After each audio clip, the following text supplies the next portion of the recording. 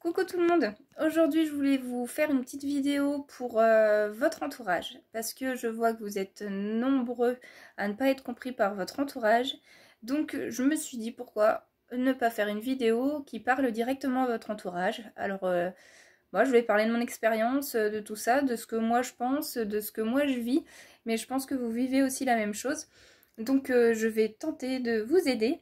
Et voilà, si vous voulez montrer cette vidéo à des personnes qui ne comprennent pas la fibro, et ben vous pouvez, on verra ce qu'ils en pensent et voilà, vous montrer que vous n'êtes pas seul tout simplement. Donc je vais me représenter. Donc moi je suis Vanessa, j'ai 34 ans et j'ai 2 enfants et on m'a diagnostiqué fibromyalgie en 2017. Donc la fibromyalgie, c'est des douleurs chroniques, des douleurs qu'on a constamment et parfois qui évoluent par crise. Donc, on n'est pas tous pareils, on ne le ressent pas tous de la même façon, mais dans les grandes lignes, on a à peu près tous la même chose. Donc, ça va être des douleurs qui vont être musculaires, articulaires, ligamentaires, voilà. C'est des douleurs qui s'accentuent quand on a un stress, même s'il est très minime.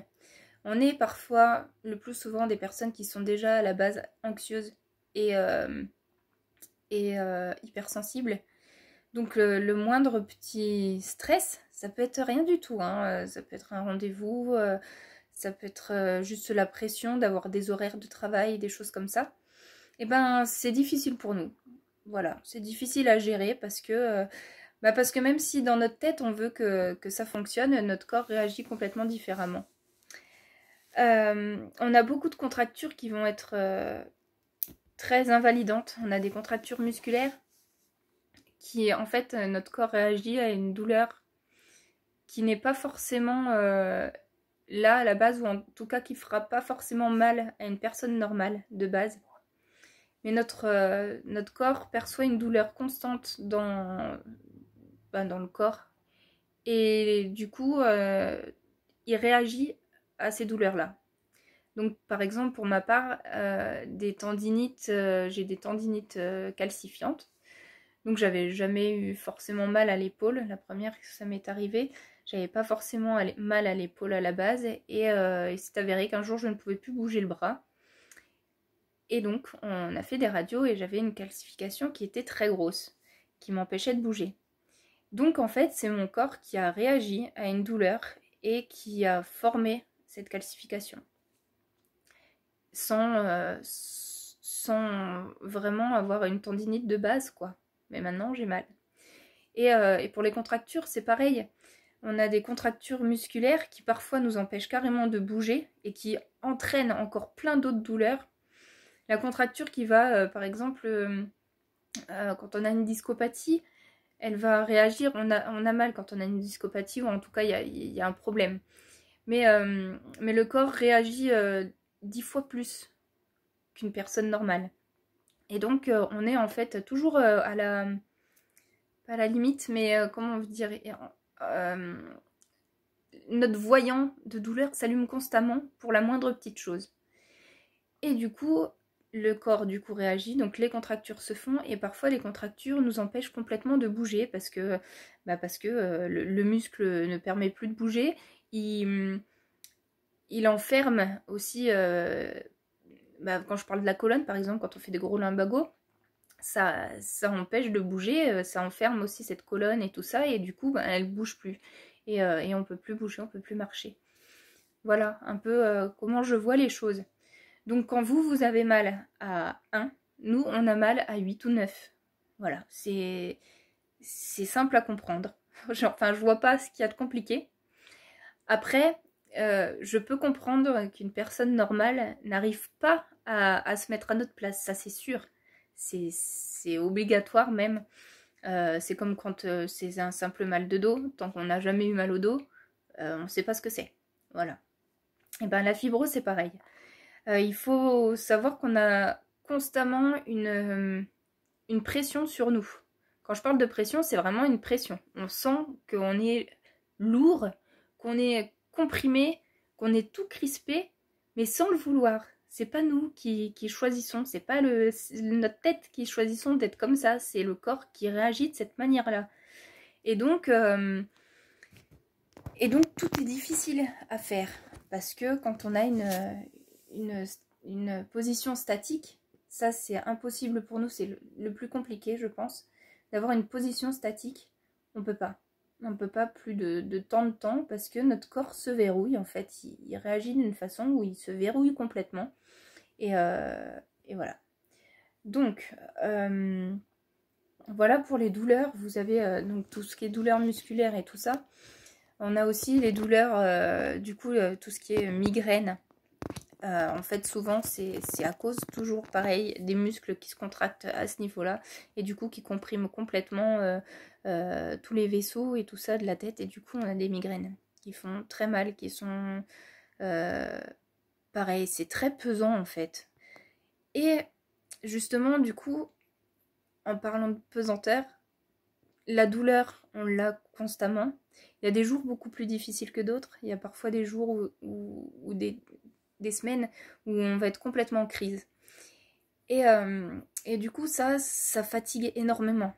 Le corps est fatigué et la tête est fatiguée. Parce que, voilà, on a toujours cet état d'alerte de douleur qui fait que qu'on est complètement crevé, épuisé, parce qu'on essaye de lutter contre ça constamment.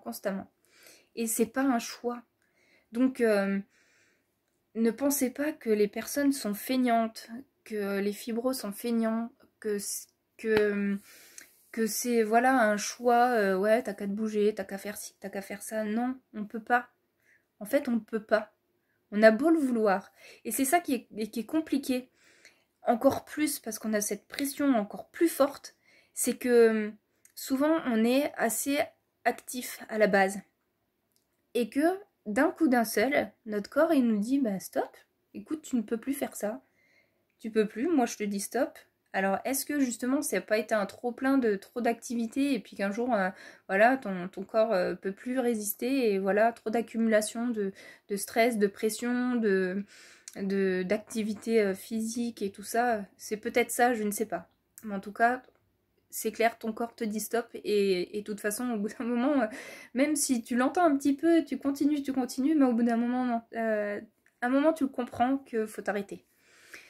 Donc, toute cette pression-là, ça fatigue. On est épuisé, mais à un point, vous savez, quand vous avez un gros coup de barre, par exemple après manger, vous avez un gros coup de barre, et ben nous, c'est ça tout le temps. Alors, pas toujours, en tout cas pour ma part, mais en cas de crise et tout ça, de grosses crises, parce qu'il faut savoir que c'est constant quand même, la douleur est quand même constante. Moi, je vais chez le kiné toutes les semaines, et toutes les semaines, il y a des tensions qui sont constantes. Donc, je ne sais plus où je voulais en venir. Ah oui, ben, du coup, voilà, on a cette fatigue, ce coup de barre qui reste toute la journée. Et on a des problèmes de sommeil qui sont liés, toujours. Quand vous avez un fibro ou une fibro, il y a des problèmes de sommeil. Personnellement, je n'ai pas l'impression de faire des insomnies. C'est pas des insomnies que je fais. Moi, je mets du temps à m'endormir et surtout, je dors pas de façon réparatrice. Je peux avoir dormi toute la nuit, mais mon cerveau ne s'est jamais éteint. Il est toujours en fait dans cet état d'alerte constante. Que ce soit pas forcément là pour la douleur quand on dort, mais en tout cas, il est actif tout le temps. En fait, le cerveau ne s'éteint jamais. Et du coup, ça entraîne la douleur aussi, puisqu'il y a ça aussi. En fait, c'est vraiment un cercle vicieux. C'est quand tu dors pas, ça c'est terrible pour un fibro de pas dormir vraiment, avoir une nuit blanche où on va avoir beaucoup de mal à s'en remettre. Quand tu dors pas, en fait, ça te donne des douleurs. Et puis en fait, quand tu as des douleurs, ça t'empêche de dormir. Et du coup, c'est un cercle vicieux, donc il faut faire super attention à ça. Donc, il faut pas que vous mettiez la pression sur une personne fibro. Je comprends que parfois, l'entourage qui voit que la personne forcément se plaint parce que c'est difficile à vivre, des fois ils essayent de pas voir ou de faire semblant de pas voir pour dire bon bah tiens ça lui mettra peut-être un petit coup aux fesses et puis elle va se bouger. Ou alors, ouais, bah, elle va arrêter de se plaindre, quoi, et puis voilà. Mais je pense que ça doit fonctionner très peu, quelques fois, mais très peu. Et c'est pas comme ça qu'il faut le faire. En fait, faut essayer de comprendre, même si c'est pas simple, ça c'est sûr. Mais essayer de surtout communiquer et d'essayer de comprendre. Pourquoi à ce moment-là tu fais pas ça, y a des choses qu'on ne peut pas faire, et essayer de comprendre pourquoi elle le fait pas. Pourquoi t'as pas, par exemple, imaginons, je suis un mari un petit peu macho, je rentre chez moi, l'aspirateur n'est pas passé. Et ben, ne rentre pas en disant pourquoi t'as pas passé l'aspi, tout ça, non. C'est que, essaye de comprendre, c'est que à ce moment-là, c'était pas possible. Et ce qu'il faut, je pense, encore plus se mettre dans la tête, c'est que c'est extrêmement difficile pour une personne fibro d'accepter d'être fibro et d'accepter d'être diminuée. Parce que, en fait, on doit faire le deuil. On doit faire le deuil, mais de nous-mêmes. Donc, de plus faire les activités qu'on aimait, de plus travailler pour pas mal de monde, de plus pouvoir s'occuper de ses enfants correctement, comme on l'aimerait en tout cas, et puis plus pouvoir aller où on veut, parce qu'il y a beaucoup de routes et qu'on ne peut pas faire beaucoup de routes. Et voilà, il y a énormément de points où la personne fibro doit faire le deuil de ça et se réinventer en fait, se dire bon ben voilà, maintenant je sais que mon corps me donne des limites et que je peux pas faire autrement, sinon ce sera pire.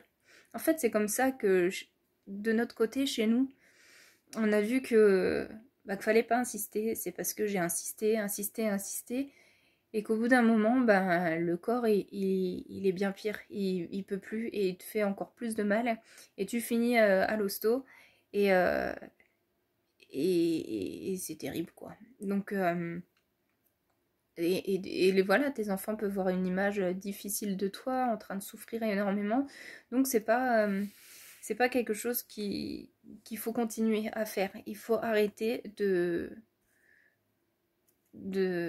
faire les choses que vous aimez, tout simplement. Il faut essayer d'écouter votre corps et de dire non, de dire stop quand on peut pas.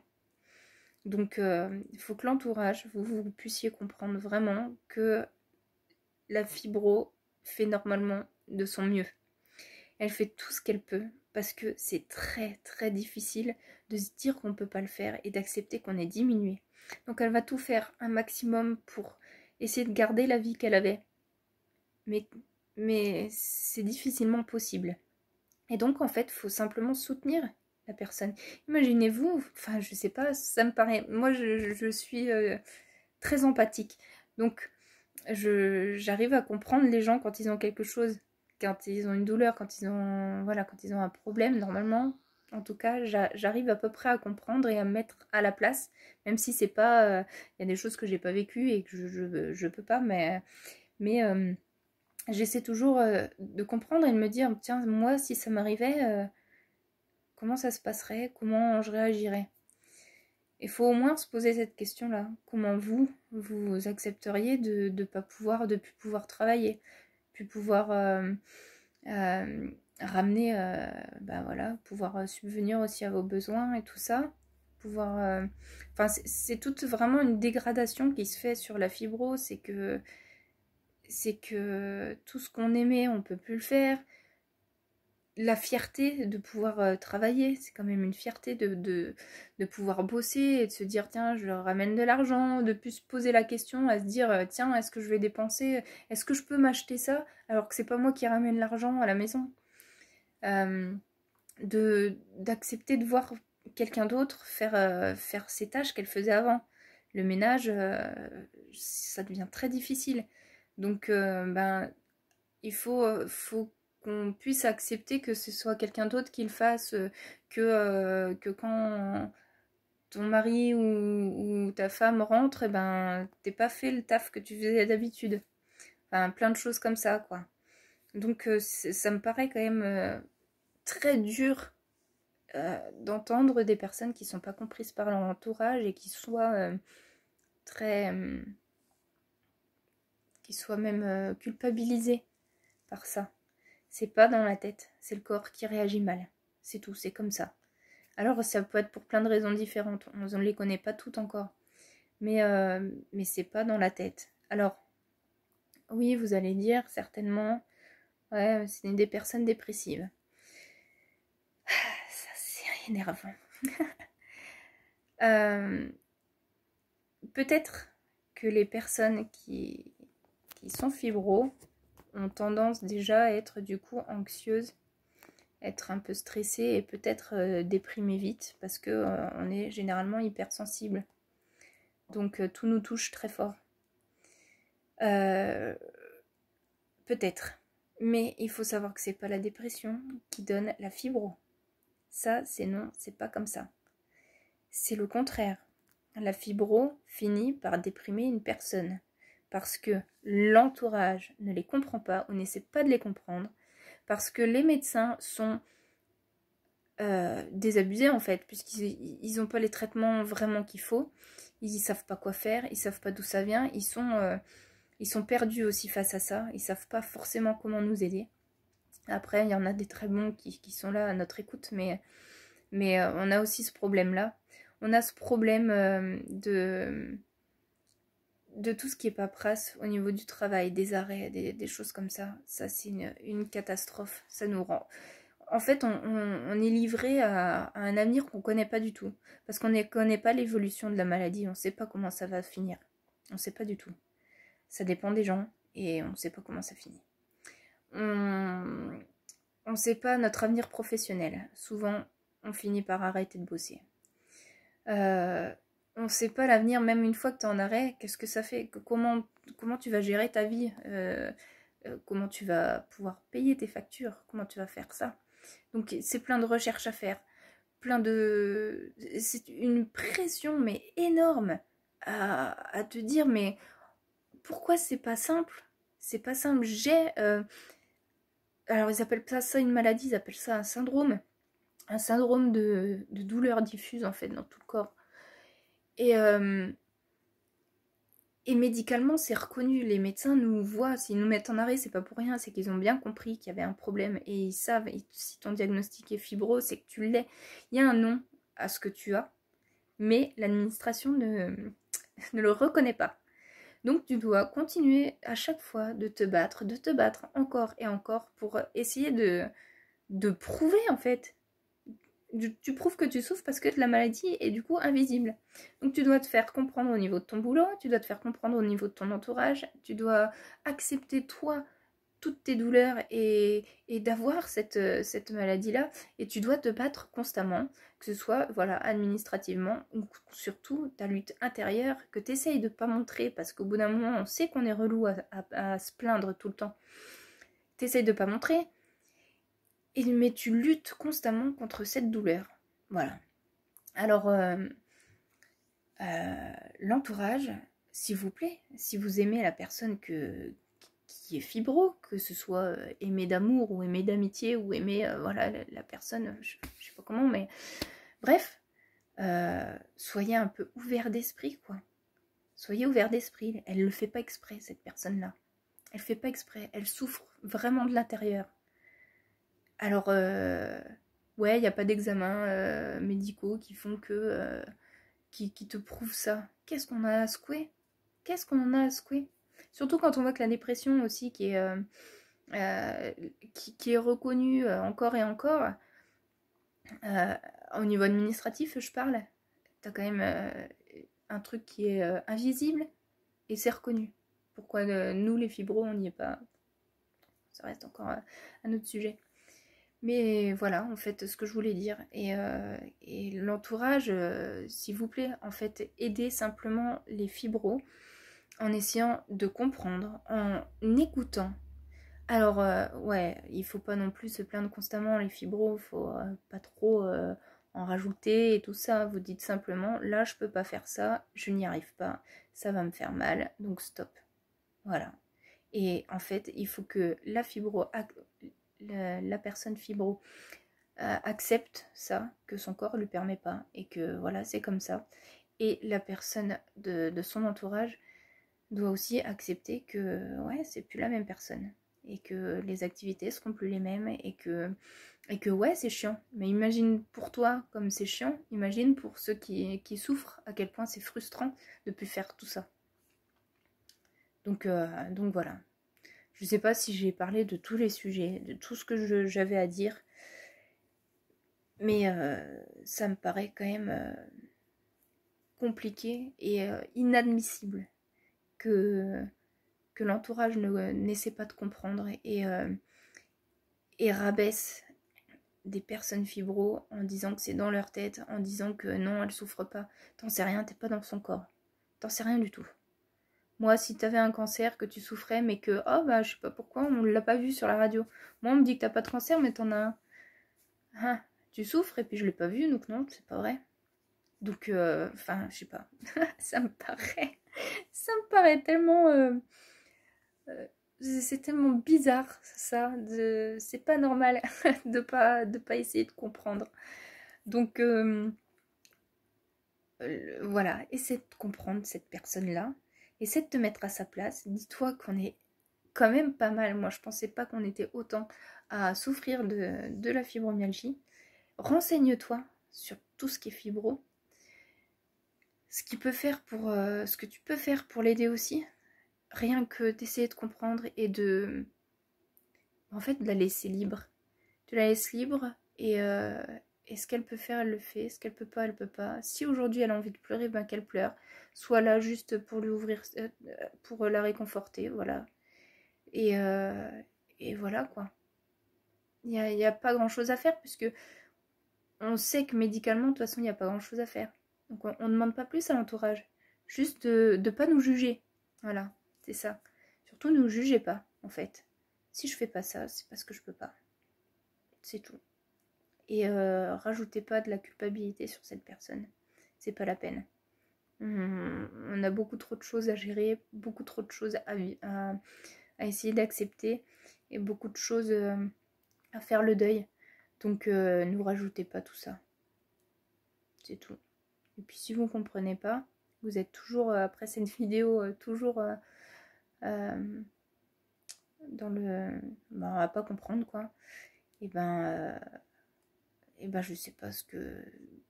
Partez de l'entourage. J'en sais rien. Ça me paraît... On n'a pas besoin de personnes qui soient toxiques en fait. Vraiment pas. Donc si t'es pas capable de comprendre, vois pas ce que tu fais dans l'entourage de cette personne. Voilà, c'est un peu dur, mais voilà, généralement le tri est rapidement fait. Donc voilà. Bon courage, ne jugez pas. Essayez simplement de comprendre. Ne forcez pas les choses. Et voilà. Soyez compréhensif, pardon. Allez, bon bah allez, voilà, ça fait déjà 23 minutes que je parle, ça fait un petit peu beaucoup. Courage à tout le monde et à bientôt. Ciao.